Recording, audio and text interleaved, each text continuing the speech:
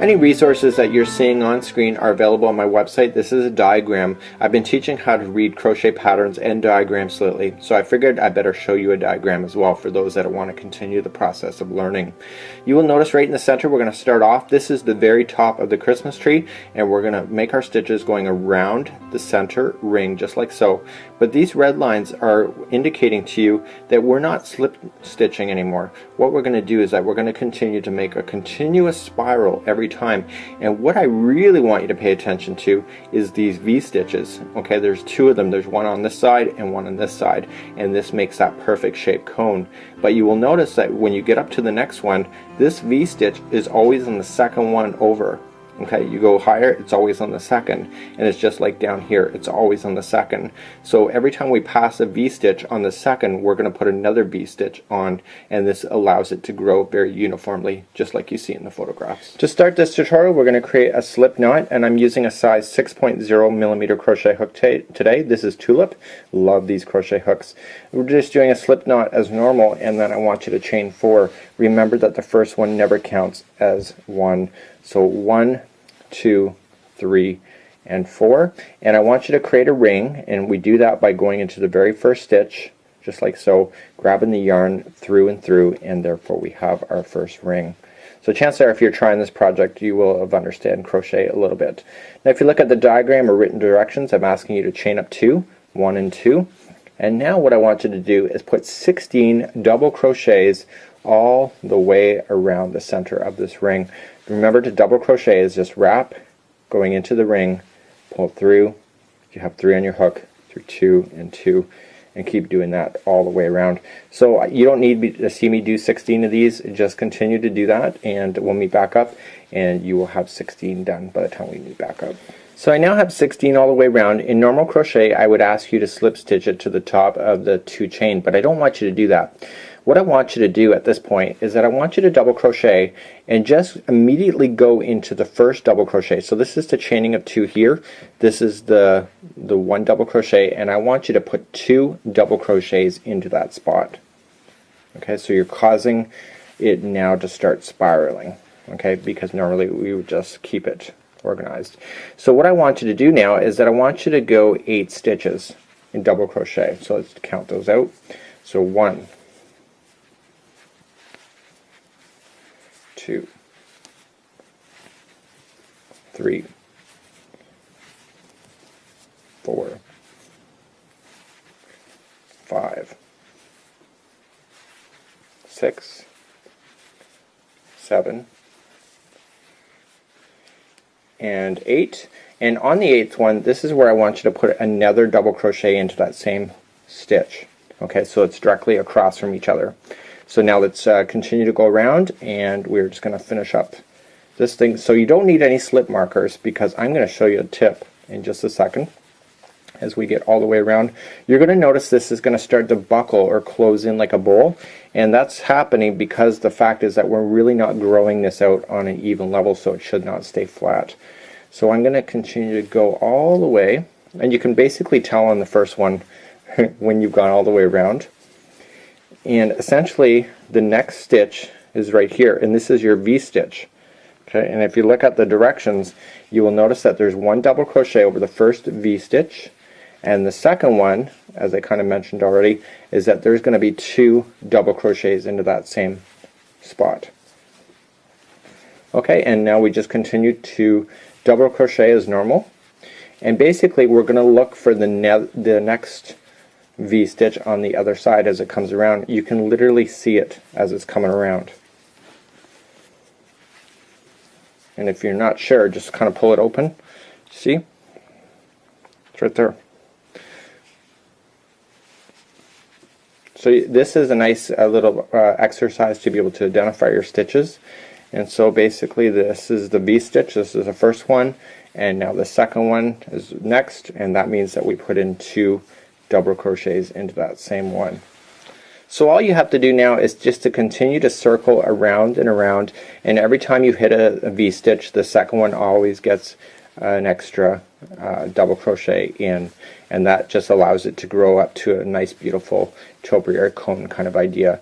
So basically, how high should you make it? Well, you're the artist, you can decide that for yourself. And what I did is that I got a cone already, or I had the size in mind, and I just basically went around and around and around it until I got the height that I wanted. And it's just actually a very simple process because of it. When you get to the height that you want, what I did is that I stopped on the second V-stitch as a regular, just a normal, just like so, and then basically I just trimmed my yarn, and then I just fastened in and weaved in the remainder. Now this is the important part. This is where I finished off, so I was right here, and now in order for me to do this actual stitching over here, I need to turn this inside out from what we were doing. Okay, so I want you to hold your project, and you may have to turn it inside out, but what I want you to do is that it should be upside down so the point of the tree is on top, and then this extra stitch as you follow it around is basically, if I would have continued, it would have got bigger and bigger and bigger. But I want to look at it from this point of view, because we're going to start crocheting in this direction here. If you're left-handed, you'll be going in the other direction because your spiral will be in a different direction. So let's grab your yarn, and we want to fasten it to the first post. So I'm going to fasten on my yarn. I'm just going to cross a slip knot, and I want to just put it on my hook, and I want to go inside the post just like there, and I want to stay toward the top side of it. It's going to fall down, but you can shift it up, and just fasten on your yarn like you normally do, and then I want you to immediately chain 3. 1, 2, and 3. Okay, so I want you to come down that post here. Come down. So we're going to do 4 double crochets in order to go down. Okay, the chaining of 3 counted as 1. Now do you see how I'm kind of holding it in my hand right now? It's kind of, I'm looking at the back side as I'm doing this. Okay, so I got my 5 going down, which includes that first chaining, and now I'm going to chain 1, and then I'm going to immediately flip it back up toward me to the view that I want to see, and I want to immediately go into the very next post. And I want to put in a double crochet 5 times into that side post going up. Okay, so basically this is the very first branch of your Christmas tree, just down like that. Okay, so we're looking back, and I've just kind of folded it so I can see behind the branch, and I got 1, 2, 3, and I'm gonna go into the 4th, and I want to put 4 double crochet or 5 double crochets going down the side of the post on the 4th one.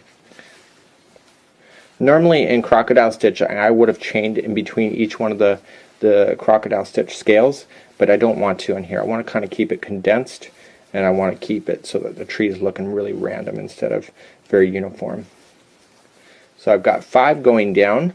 I'm going to chain 1, and then I'm going to come just fold it so that I can see it in the regular side. So this is the actual side that you can see, that people will be able to see, and you're immediately just going to come to the next post and do 5 double crochets going up. Now because you've worked in a continuous spiral, you just follow this row all the way back to the very top of your project, and you always, in between, you're going to skip 3 posts, okay, and then go to the 4th.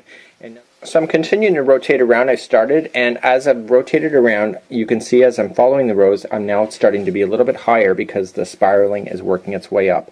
So even though I have the stitch or branch here, I'm not even paying attention to where those are, because this is going to be very random. So I'm immediately going to just double crochet just by jumping over the posts, just like so. So I'm just concentrating on the row that I am. I'm not paying attention to what's underneath, meaning rows underneath, because this is just going to come together like a dream.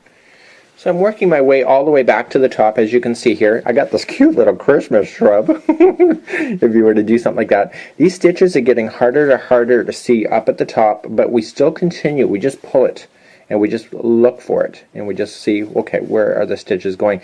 And you want to go completely all the way around until you cannot see that there's any more stitches. So I'm going to continue to do that, and I'll meet you back up in just a second because I want to show you a little tip on making the top really random looking. So I'm on my very last one here, and I'm halfway through it, and in actual fact I have run out of stitches. Okay, so but what I want to do is that I want to just force it in to something else to finish off the scale. The one thing I don't want is that I don't really want a flat spot at the top of this tree. So what I'm going to do is that I'm going to finish it off with 5 double crochet.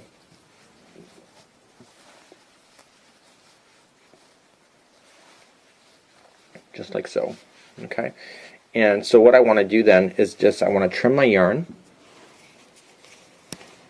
like that and pull it out like this, fasten it off like that, and I want to take my my hook from the inside like that and grab the straggler. I would secure it a little more securely in place, but by what I did at the top here is that I want to fasten it off, and I would have done a lot better job, but I would have fastened this off to be nicely so that this final scale basically is just kind of sticking up at random just like this, and so basically you have a cute little Christmas shrub and then I can decorate as normal. And as you can see, if you look at the top of this Christmas tree versus this one, it's identical to the same thing.